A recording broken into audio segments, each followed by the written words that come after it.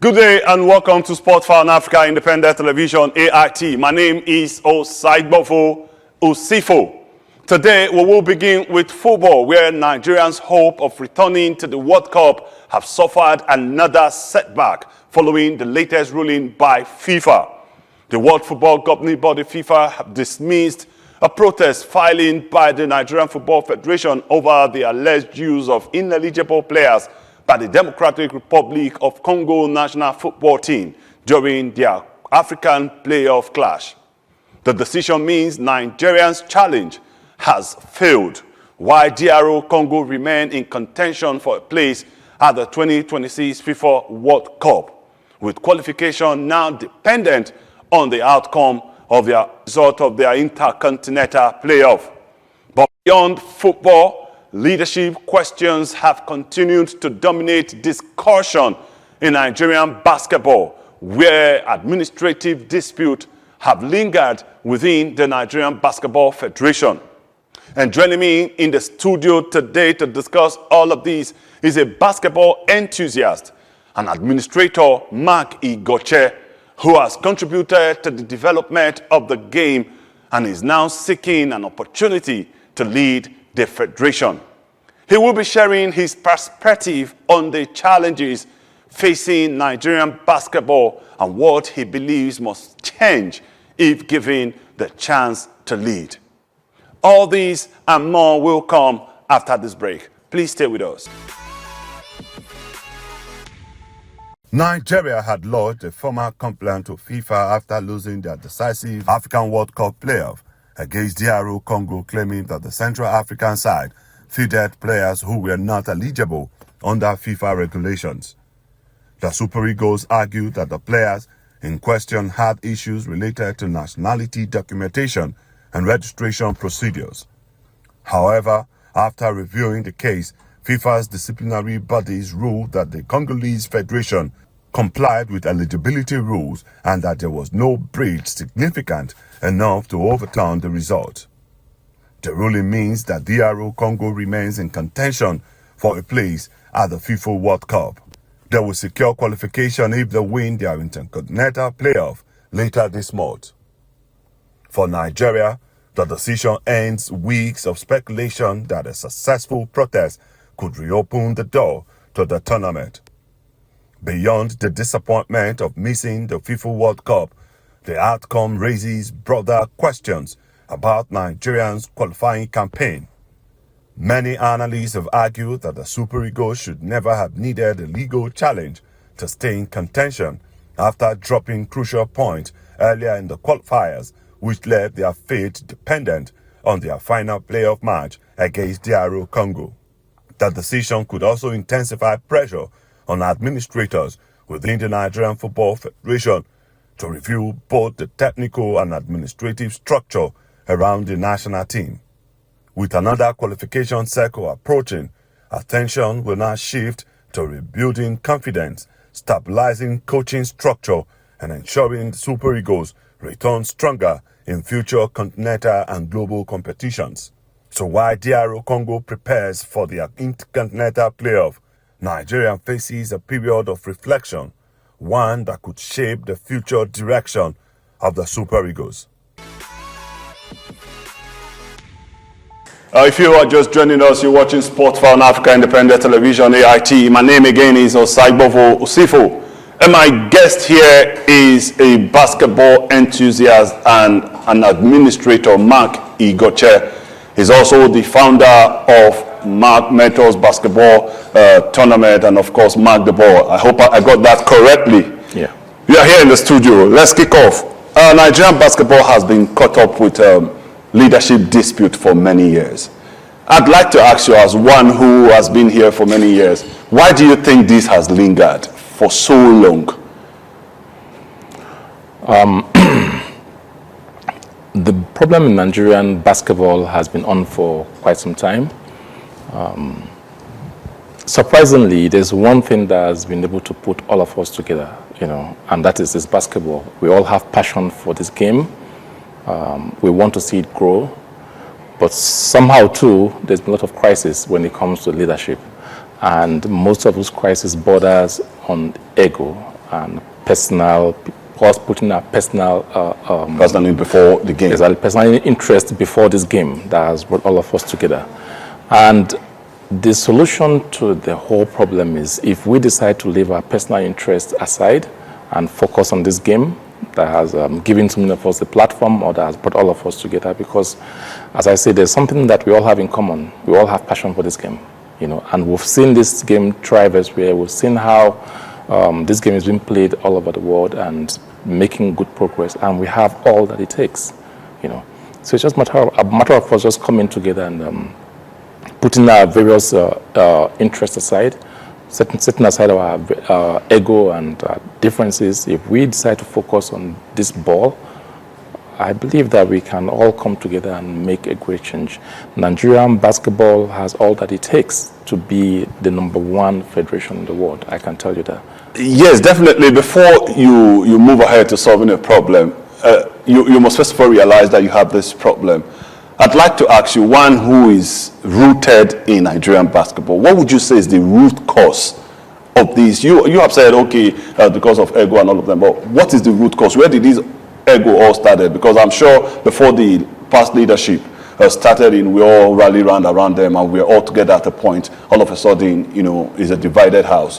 What is the root cause of it? That's why I'm saying that the root cause is the personal interests, when we start trying to put our personal interests first and then not thinking about the game or about the core, the main stakeholders of the game, which are the players and the officials.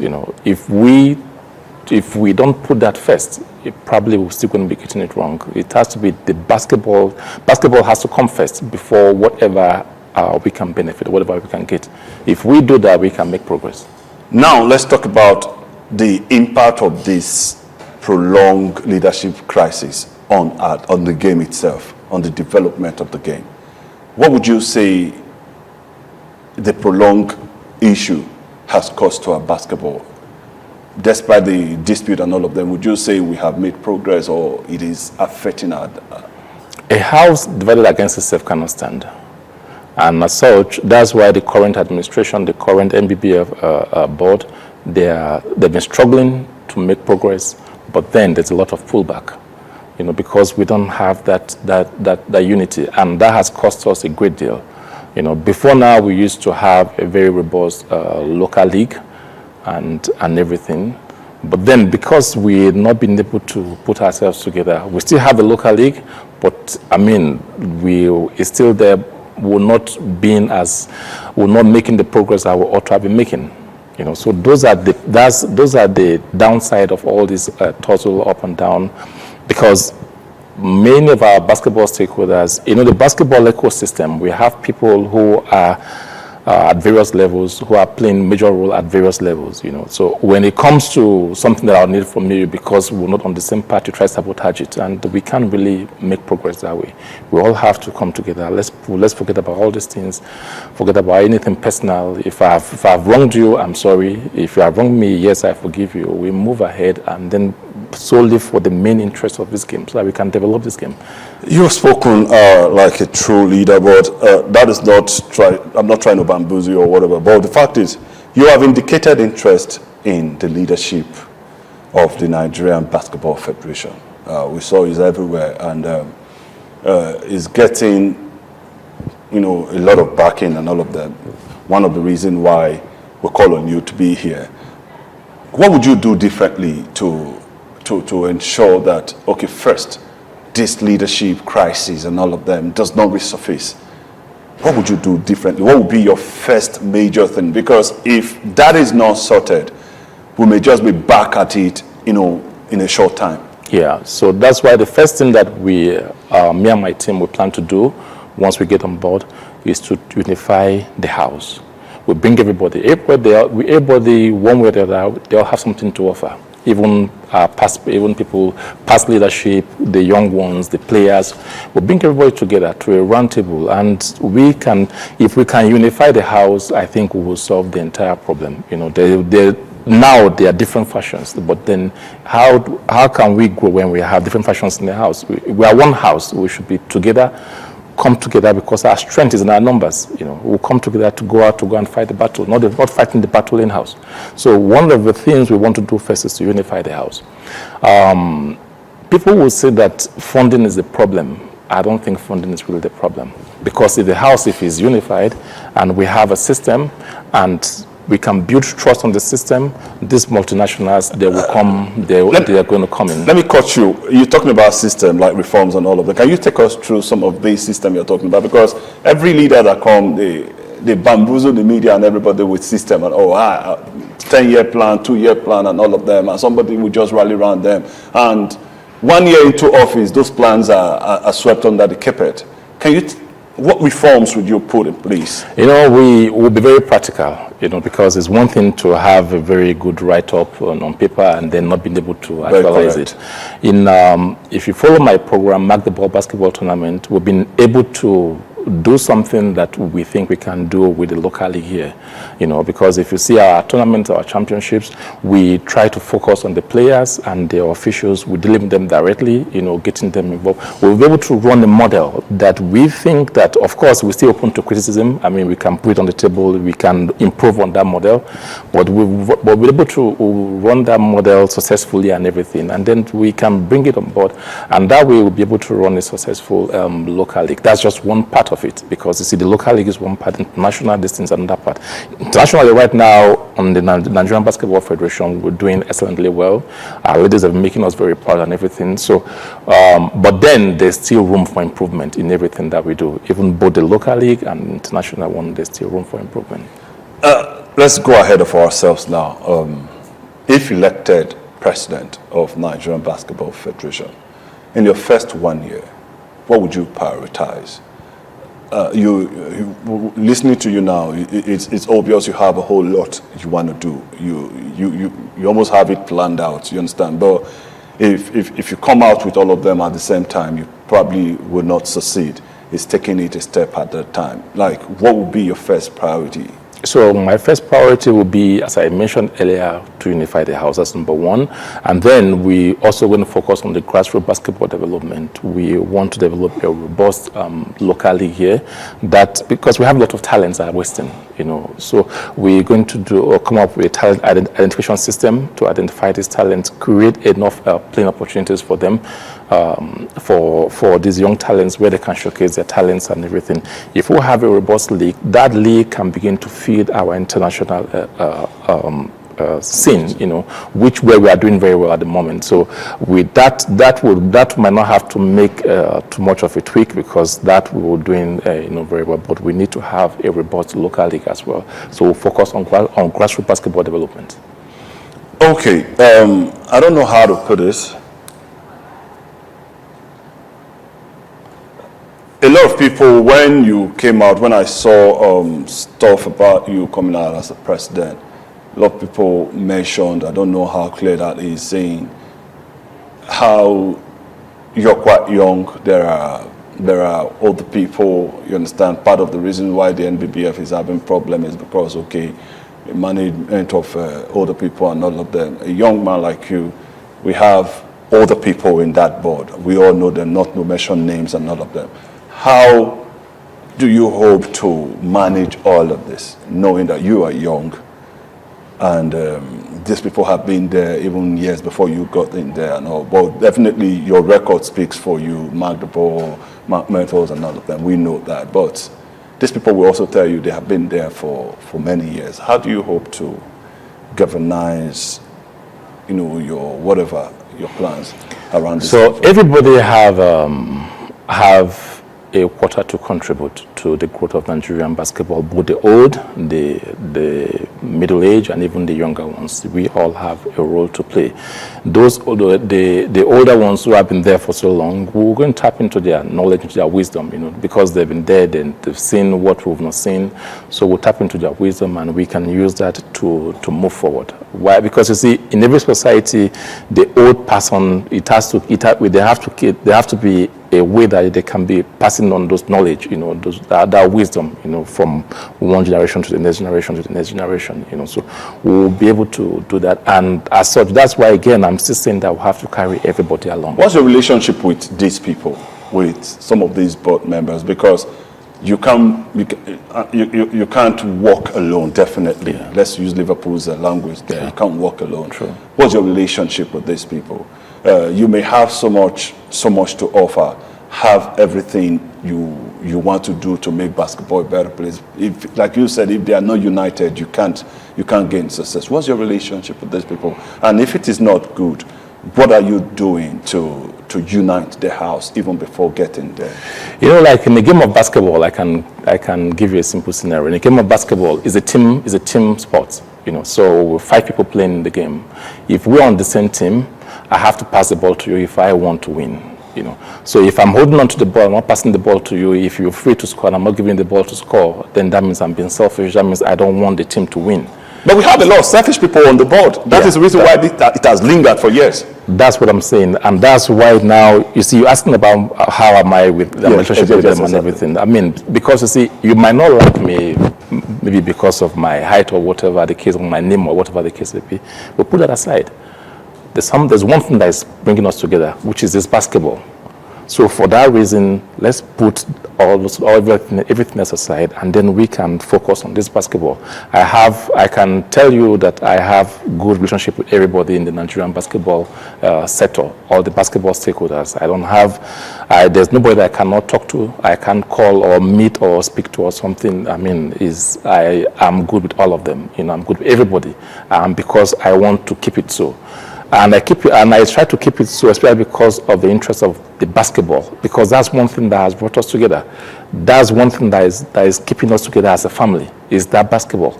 So anything that concerns that basketball, I put everything else aside and I focus on that basketball. And for that reason, we have to be united. And that's why I go close to all of them. I talk to all of them. If I have hurt you, I tell you, okay, I'm sorry, we'll move on. If you do the same thing to me, I forgive you and then we'll move on, so that for the interest of the game. I don't know if I should say it, but in my conversation with some of the board members and all of them, many have come to say Igoche does not have the experience yet. Why don't Igoche start with being the vice and all of them? And I'm putting it to you, is this something you've heard? What's your answer to that? So, somebody who finished from school, I've been looking for a job, and any place, if you should go anywhere to seek for a job, you say you don't have experience. So is it ever going to work? To never work. Exactly. You have to be given the opportunity to express yourself before you have to be given the opportunity to express yourself. So we can't just keep waiting and say, okay, no experience. And then the people that have the experience, how did they get it? Because they were once given the opportunity. If at the time, if they're looking for the opportunity, I say, okay, no, you don't have experience, wait. If they were pushed aside, they would never have experience. Exactly, would ever be talking about experience today. Okay, now, I had to reserve this question. When it comes to Nigerian sports, we all know Nigerian sports as a journalist. When you go out, one problem that overshadows every other thing is funding. And in your opening here, you said something like funding isn't the problem. How is that? How do you hope to sort out the problem of funding in basketball? Basketball is as big as football in Nigeria. True. It's as big as football in Nigeria. So if you say funding isn't a problem, can you take us through? I'm not telling you to expose your plans, but just give us a tip of the iceberg, what your plans are to navigate through this funding problem. And that's why I mentioned that if we can put ourselves together, have a system that works and have people to believe and trust in what we're doing, funding will come. How people, if you look at it, big like the NBA, the FIFA, how they're getting their funding is because they've been able to create that niche in the market and make it now. Everybody now, if they are playing football, everybody want to watch. And then they're selling their TV right, and then they're making money, and everybody, the investors, they are benefiting, everybody's benefiting, they are giving you a good show. If we decide to develop our basketball, grassroots basketball to that level that can start attracting even foreign players to come here to come and play, people will want to watch them play. The game will become interesting. More people will pick interest. TV, then probably can start getting TV coverage and everything, and it will grow. In doing all those things, if you have all those things in place, I don't think funding will be the problem. Fans want stability and progress. What assurance are you giving that under your watch as the president of NBBF that we will move past, beyond crisis, leadership crisis, and now focus on developing the game of basketball? The way that I think this whole crisis can be put aside completely, I'm not going to be working alone. I'm going to be working with people. Whatever you're doing, if you're carrying everybody along, I don't think there will be crisis. There's not going to be anything like fashion. You're not going to give room to have any fashion. Everybody must come on board. We must all come together to do it. It's going to be a collective effort. It's not going to be about me. I can't do it alone. We need everybody to come on board for us to be able to do that. For us to be able to achieve, to gain our rightful place. For Nigeria to gain its rightful place in the African continent when it comes to basketball. To still keep our space in the world basketball map. All hands needs to be on deck. Everybody needs to come together. So it's going to be a collective effort. I'll take your word for this, and definitely we'll forge ahead. You said, very correct, you're doing this because you want to give back to the society, because you love the game. We all know that. Apart from that, why do you want to be president? That's my final question for you. Yeah, because I believe that I have so much that can contribute to Nigerian basketball. I've been doing that by the side, and I strongly believe that given the opportunity to be at the helm of affairs of Nigerian basketball, I can do much more. Then a word for your fans. They're listening. Thank you very much. This is a time for Nigerian basketball. We are going to make progress. We are going to move forward. And I want to urge all the Nigerian basketball stakeholders, now is the time for us to play the ball from the middle. Let's play the ball from the center. Thank you very much. You heard him there. Let's play the ball from the middle, from the center. That is the words of Mark Igoche. We are rooting for you. We definitely want Nigerian basketball to move forward, like, we all rally around football and all of them. But I don't know if you watch football. Can I ask you a question on it? Yes, just one. Yes. Nigeria, we thought, okay, we will get the verdict from FIFA. But just yesterday, it came that, okay, that is gone. How do you feel about that? And what is your message to many Nigerian fans who were hoping will go to Canada, United States of America, and Mexico? That news yesterday was actually heartbreaking. It was a sad news. I love football, of course, and I love to also patronize my country. Each time Nigeria is playing, I'm glued to the TV. I love to win. Let me tell you, whatever I do, I love to win. Even when I play basketball, I love to win. So I was really hoping that we'll get a chance to be at the World Cup. But having said that, we'll miss this. Another one is coming. Let's start planning from now. If we start planning from now, we'll miss this, but we'll get the next one. Okay. Did you hear that? If we miss this, definitely we'll get the next one. Remember, this is the second consecutive World Cup Nigeria will be missing. We don't know when next we'll get there. We'll miss the third. Oh, you're taking it. Should I take your word for it? Yes, we'll miss the third. By that time, you'll be the president of Nigerian basketball. Now I'll invite you and say, are we good? We'll go. Let's be optimistic. But thank you so much for being my guest on the show today. Thank you. We hope the next time you'll be here, probably you come as, not be the one where you go turn president, will come here again. Definitely. This is home. Okay. Did you hear him? AIT, now the hear him. Let me put it that way. But thank you so much for being here. We wish you all the best in your endeavor. And when you become the president, we will still bring you here. You have given us your word that you will come. I personally will invite you. Thank you so much. Thank you very much. That's our time on today's edition of Sport Found Africa Independent Television, AIT. We will be back next week with another robust show. Until then, I remain Osai Bovo Sifo saying bye for now.